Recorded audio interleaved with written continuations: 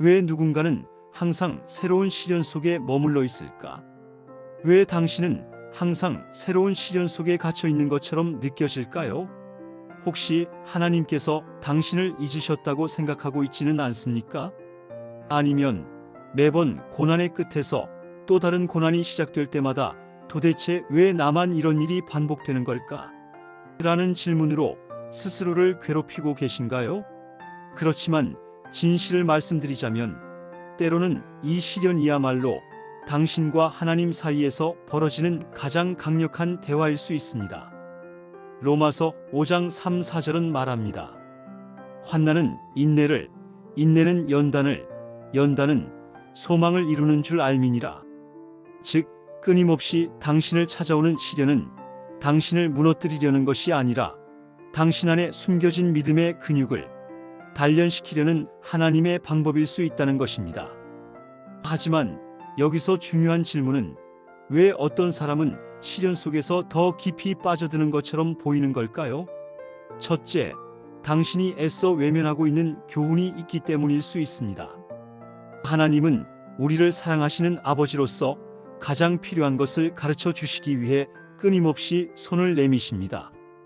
그러나 만약 우리가 고통 속에서 그분의 음성을 찾으려 하지 않고 그저 문제에서 벗어나려는 데만 집중한다면 같은 시험이 반복될 수밖에 없다는 사실을 깨달아야 합니다. 잠언 3장 11, 12절은 이렇게 말합니다. 내 아들아, 여호와의 징계를 경히 여기지 말라. 그 꾸지람을 싫어하지 말라. 시련 속에 담긴 숨겨진 메시지에 눈을 뜨지 않는다면 당신은 그 자리에서 더 오랫동안 머물 수밖에 없게 될 것입니다. 둘째, 시련은 하나님을 향한 당신의 신뢰를 시험하는 과정일 수 있습니다. 하나님은 당신에게 이렇게 물으시는 것일지도 모릅니다. 내가 너의 삶 속에서 정말로 우선순위가 되고 있느냐? 이사야 41장 10절에서 두려워 말라. 내가 너와 함께 함이라고 약속하셨지만 우리는 종종 시련이 닥칠 때 우리의 시선을 하나님께 두기보다는 문제 자체에 두곤 합니다. 시험은 단지 당신의 삶을 어렵게 만들기 위한 것이 아니라 당신의 신앙이 얼마나 견고한지 확인하는 시험대라는 것을 잊지 말아야 합니다. 당신의 예배가 형식적인 행위가 아니라 진정한 헌신인지 확인해 보라는 도전일 수 있습니다. 셋째, 시련은 당신의 욕망과 목적을 정결케 하는 도구가 될 수 있습니다. 야고보서 4장 3절은 말합니다. 구하여도 받지 못함은 정욕으로 쓰려고 잘못 구함이라. 우리는 종종 우리의 욕망을 따라 무언가를 간구하지만 그것이 하나님의 뜻에 부합하지 않을 때 왜 우리의 기도가 응답되지 않는지 이해하지 못합니다. 새로운 시련은 오히려 당신을 더 깊은 신앙의 자리로 인도해 인간적인 욕망이 아닌 하나님의 계획 안으로 다시 방향을 잡게 하려는 하나님의 방법일 수 있습니다. 그러므로 현재의 고난을 통해 당신의 마음속 깊은 곳을 점검하고 당신의 목적이 진정 그분의 뜻에 맞는지 다시 한번 말씀 위에서 점검하시기 바랍니다.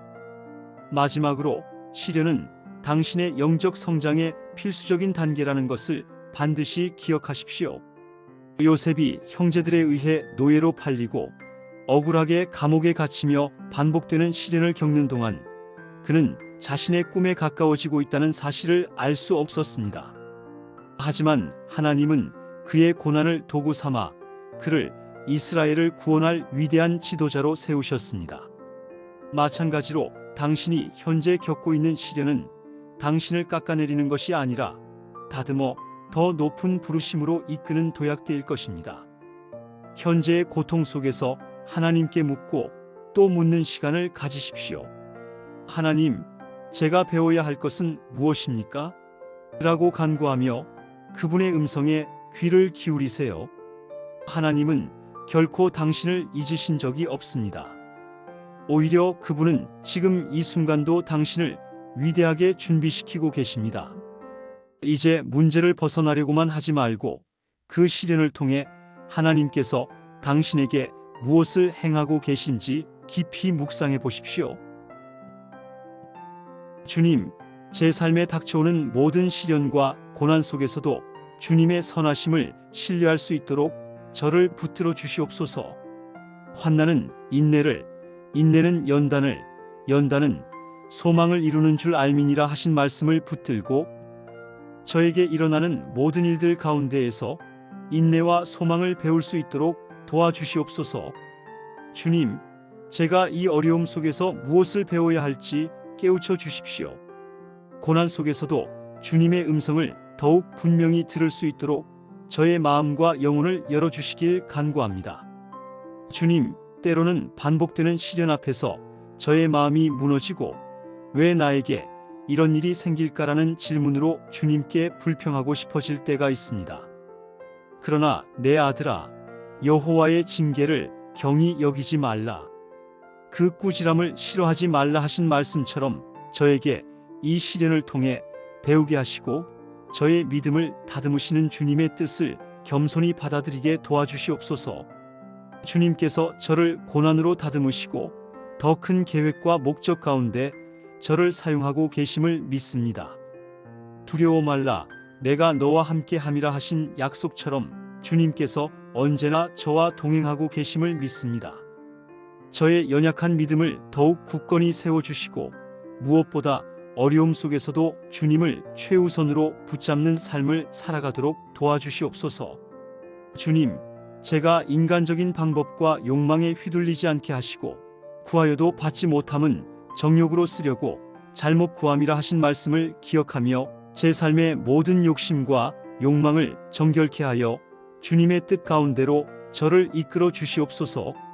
주님, 요셉처럼 시련이 도약의 발판이 된다면 저 역시 주님께서 이루실 일을 기대하며 이 과정을 인내하며 걸어가게 하옵소서.